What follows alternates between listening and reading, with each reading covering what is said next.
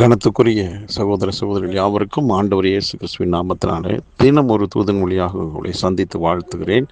இந்த நாளிலே சங்கீதங்களின் புஸ்தகம் 115 9வது வசனம், இஸ்ரவேலே கர்த்தரை நம்பு, அவரே அவர்களுக்கு துணையும் அவர்களுக்கு கேடகுமாயிருக்கிறார் என்று.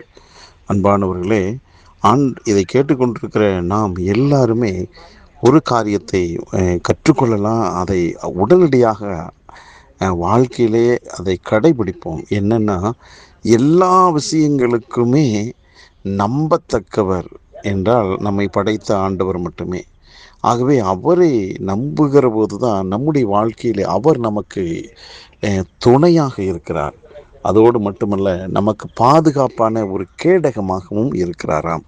இந்த துணையும் பாதுகாப்பும் யாரால் கொடுக்க முடியும்னா, யார் நம்ம மேலே அதிகமாக அன்பு வைத்திருக்கிறார்களோ, யாரெல்லாம் நம்மை நம்புகிறார்களோ அவர்கள் மட்டுமே அந்த நேரத்தில் கூட இருப்பாங்க. இந்த உலகத்தில் எந்த உறவாக இருந்தாலும் கூட நாம் நம்முடைய அனுபவத்தில் பார்த்திருப்போம்.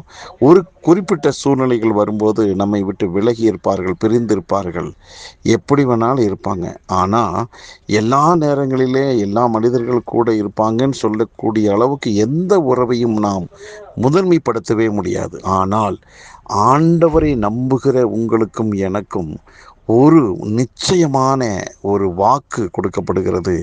அவரை நம்பும்போது அவர் நமக்கு துணையாக இருக்கிறார், கேடகமாக இருக்கிறார். ஆகவே இன்றைக்கு நீங்கள் எந்த சூழ்நிலையில் இருந்தாலும் எல்லாவற்றை காட்டிலும் அவர் மேலே நம்பிக்கை வைங்க.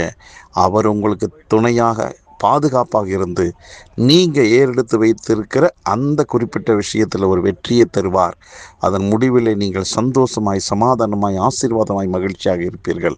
ஆகவே இன்றைக்கு உங்களுக்கு கடவுள் ஆண்டவர் கொடுக்கிற நல்வார்த்தை, அவர் மேல் வைக்கிற நம்பிக்கை, அவர் மேல் வைக்கிற விசுவாசம் மட்டுமே. இதை மாத்திரம் செய்வோம், வெற்றி நம்மை தேடி வரும். ஜெபிக்கலாமா? நல்ல தகப்பனே, இந்த நல்ல வேலைக்காக நன்றி.